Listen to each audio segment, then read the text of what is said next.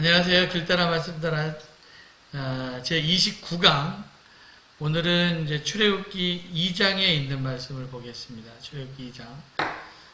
모세는 이스라엘 사람들의 혹독한 노동과 학대 그리고 살해 위협의 어려운 상황 가운데에서 태어납니다. 그래서 출애굽기 2장은 모세의 출생에 대한 말씀으로 시작하는데 레위 가족 중 한 사람이 레위 여자하고 장가를 들어서 이제 그 레위 여자가 임신해서 아기를 낳습니다.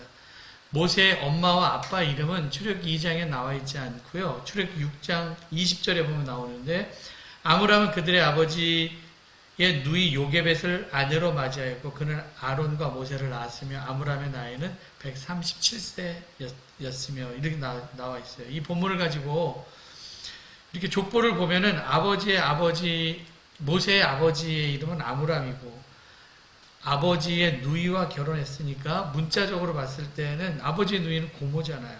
그래서 아므람과 요게벳은 고모와 조카 사이가 아닐까 그렇게 이제 추측을 해보죠.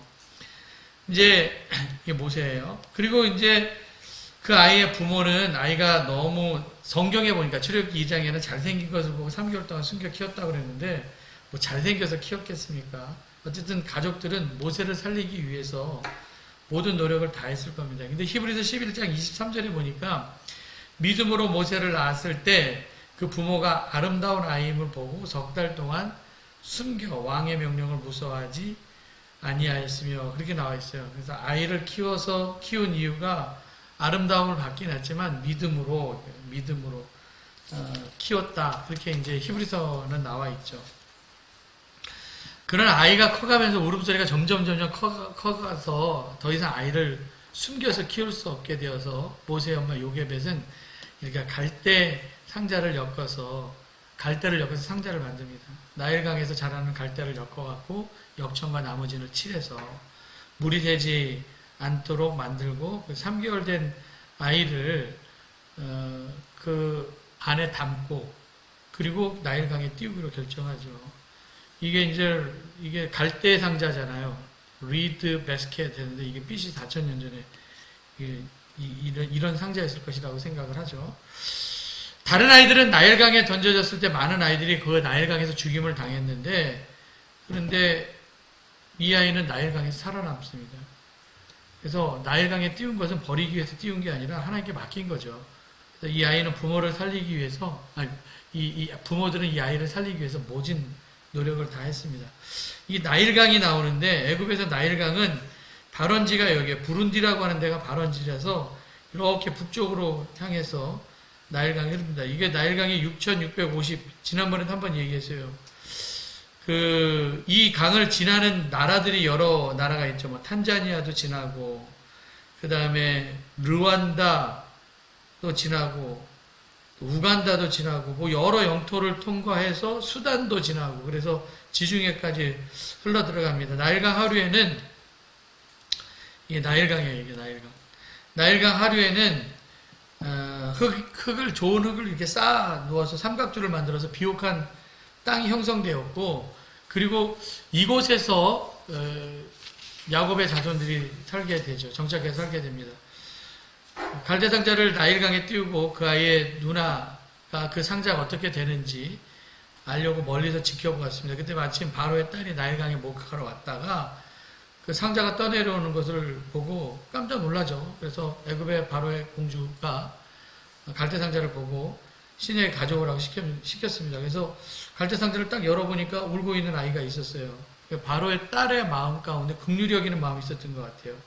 그래서 야 히브리 아이인가 보다라고 그렇게 얘기를 하죠. 성경에 보니까. 그래서 불쌍한 마음이 들게 한 것도 하나님이 주신 마음이고 그때 이제 여기 미리암이 딱 등장을 해서 바로의 딸에게 가서 얘기를 합니다. 공주님, 제가 공주님 대신 젖먹일 히브리 여자 한 명을 데리고 올까요? 그렇게 묻자 공주가 얘기를 해요. 그럼 그렇게 하라. 그리고 이제 자기 엄마, 그러니까 이 아이의 친모이는 요게벳을 공주에게 소개를 하죠. 아이를 낳은 지 얼마 안 됐기 때문에 뭐 젖도 잘 나왔을 거예요. 그래서 바로의 딸은 그 여인에게 공주가 얘기를 합니다. 야, 이 아이 데려다가 나이를 대신해서 젖을 먹이라. 내가 젖 먹이는 대가를 주겠다. 그래서 그 말을 들은 여인은 돈 받으면서 자기 아이를 키워요. 젖 먹이죠.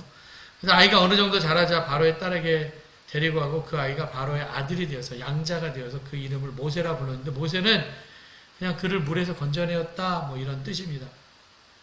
세월이 흘렀습니다. 모세가 이제 장성해서 이제 어른이 되었고 자기 동족이 어떻게 지내는가 이제 나가본 거예요. 그래서 출애굽기 2장 11절에 보니까 모세가 장성하니 한 번은 자기 형제들, 이 자기 형제들이라고 하는 표현이 중요하죠. 나가서 그들이 고되게 노동하는 것을 보니 어떤 애굽 사람이 히브리 사람 하나를 치는 것을 봤어요.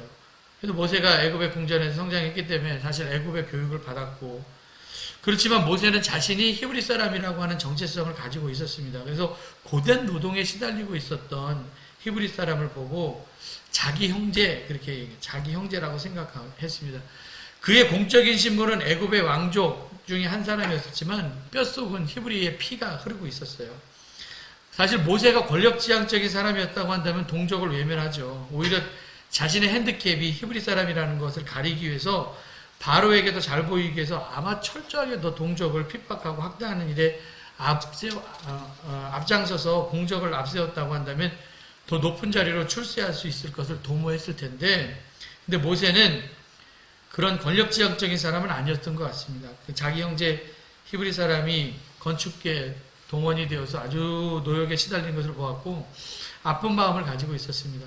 근데 어느 날 애굽 사람이 이렇게 자기 동족을 치는 것을 보고 좌우를 살펴보고 보는 사람이 없음을 알고 그 애굽 사람을 때려서 쳐 죽이고 모래 속에 감춰버리죠.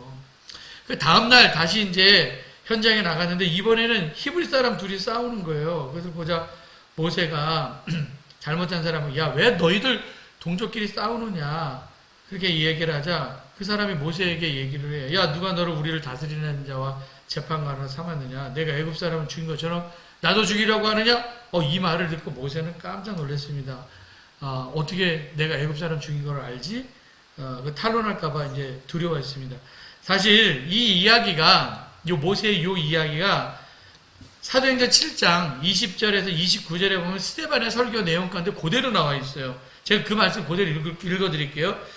그때 모세가 났는데 하나님 보시기에 아름다운지라 그의 아버지 집에서 석 달 동안 길리더니 버려진 후에 바로의 딸이 그를 데려다가 자기 아들로 기르매 모세가 애굽 사람들의 모든 지혜를 배워 그의 말과 하는 일들이 능하더라. 나이가 40이 되매 그 형제 이스라엘 자손을 돌볼 생각이 나더니 그 형제라고 여기도 나와 있죠.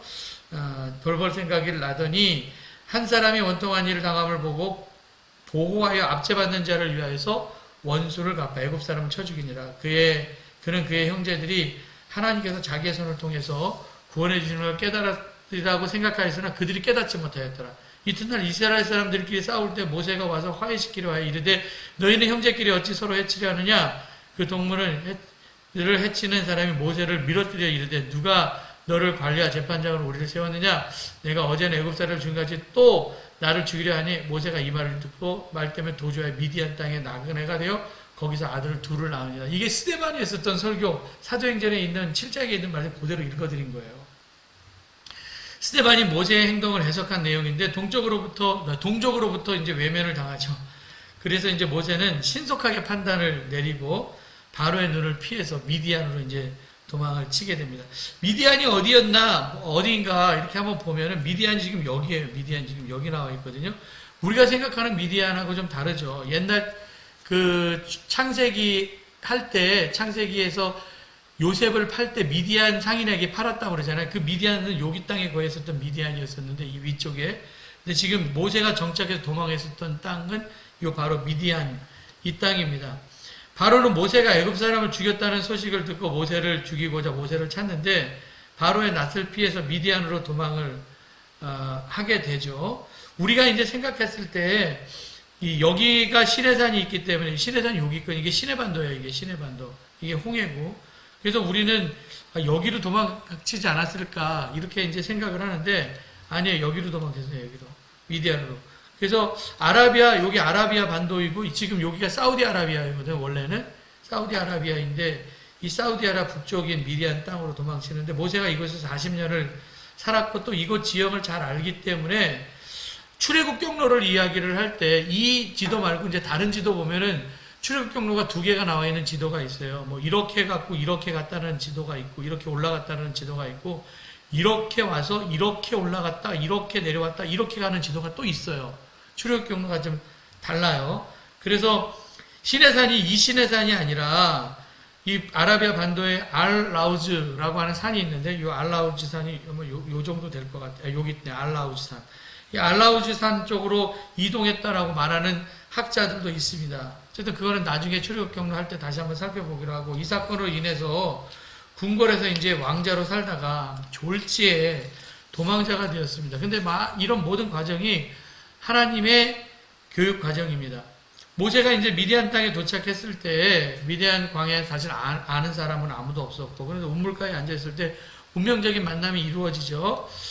그때 미디안의 제사장 딸이 7명이 있었는데 물을 길러 와서 아버지의 양떼에게 물을 주려고 구유를 채우려고 하는데 어떤 남자 목자들이 와갖고 이 제사장들의 딸을 쫓아내자 모세가 일어나서 그 딸들을 도우는 거예요. 이게 모세 같아요. 얘네들이 막 여자들이 물 먹이니까 힘없는 여자들을 막 쫓아내고 지네들이 먼저 먹이려고 하니까 모세가 도와준 거예요. 야곱도 사실 바다나람에서 도망쳤을 때 우물가에서 라헬을 만나잖아요. 여기서 이제 모세는 그의 아내가 될 십보라를 여기서 만나게 됩니다. 이제 그 딸들이 이제 집에 돌아갔는데 아버지 루엘이 딸들에게 묻는 거예요. 야, 너희가 평소보다 일찍 왔다. 어찌야 이렇게 일찍 왔냐? 그래 묻자 그 딸들이 얘기를 합니다. 어떤 애굽 사람이 우리를 목자손에서 구해주었어요. 그리고 우리를 위해서 물도 길어주고 양들에게 먹을 것도 주었어요. 물도 먹여주었어요. 이렇게 얘기를 하죠. 아버지가 그래 그가 어디 있느냐? 왜 그를 그냥 두고 왔느냐? 우리 집에 초대해서 음식을 먹이자. 그렇게 얘기를 하죠. 그래서 미디안 제사장이 루의 집으로 모세가 초대를 받았고, 갑자기 루에는 모세에게 아주 그냥 파격적인 제안을 합니다. 야, 내 딸 줄 테니 너 나와 함께 살래? 이렇게 제안을 하죠. 사실 모세가 그 제안을 받았을 때 마땅히 갈 데도 없고, 모세는 도망자였었고, 애국 갈 일도 없고, 그래서 루엘과 함께 살기로 하고, 그 7명의 딸 중에 하나 있었던 십보라가 어떤 여자인지 모르겠지만, 십보라가 결혼을 합니다. 그래서 모세는 갈 곳 없는 사람이었었죠. 애굽으로 갔자 반길 사람도 없을 것 같고, 애굽 사람도 안 반길 것 같고, 동족들도 반길 것 같지도 않고, 그래서 십보라 결혼해서 그냥 아들 낳고 거의 애굽 사람의 손길이 닿지 않은 미디안 광야에서 40년을 삽니다.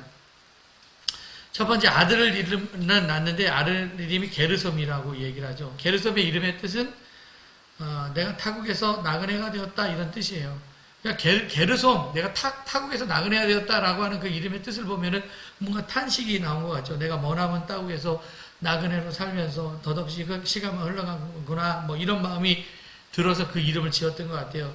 출애굽기 18장에 보면은 둘째 아들의 이름이 나와 있거든요. 거기서 18장 2절 4절에 보니까 모세의 장이 이들어가 모세를 돌려보냈던 그의 아내 십보라가 그 두 아들을 데리고 왔으니까 하나의 이름은 게르솜이라. 이는 모세가 이르기를 내가 이방에서 나그네가 되었다며, 하나의 이름은 엘리에셀이 나와요. 엘리에셀이 나오는데 이는 내 아버지의 하나님이 나를 도우셔서 바로의 칼에서 구원하셨다미더라.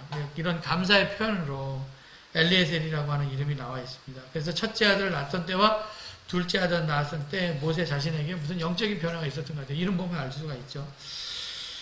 그리고 이제 오랜 시간이 흐른 후에 라는 말씀이 나오는데, 모세가 광야에서 이제 처가살이를 하면서 거의 대릴 사이로 장인의 양을 치면서 40년의 시간이 흘렀습니다. 그리고 이제 그렇게 흐른 후에 애굽 왕은 자기를 죽이려고 했을 때 애굽 왕은 죽었고, 애굽의 바로가 이제 새로운 바로가 났는데, 그 바로는 이집트제 18왕조 투투모세 3세일 것이라고 얘기를 합니다. 그 사람 때 모세가 출애굽하거든요. 그러나 이스라엘 자손은 여전히 고된 노동으로 말미암아 탄식하고 부르짖었고요. 아메노텝 5세, 아메노텝 2세가 다스리고 있을 때, 아메노텝 2세가 다스리고 있을 때였었는데, 이스라엘 민족의 부르짖는 소리가 하나님께 들렸습니다. 그래서 하나님은 그 고통소리를 들으시고 아브라함과 이삭과 야곱에게 세운 언약을 기억하시고, 그리고 이스라엘 백성들을 돌보시고 그들에게 관심을 가지셨다라고 하는 걸로 그 출애굽기 2장에 있는 말씀이 끝나요. 그러면은 오늘 이제 돌발 퀴즈 한번 보겠습니다. 모세가 애굽 사람을 죽이고 바로가 두려워서 도망친 곳이 있었죠. 무슨 광야인데 어디 광야로 도망쳤을지 아시는 분은 댓글을 좀 달아주시기 바랍니다. 여러분들 들으시느라고 고생하셨습니다. 감사합니다. 다음 주에 출애굽기 3장을 갖고 만나겠습니다. 안녕.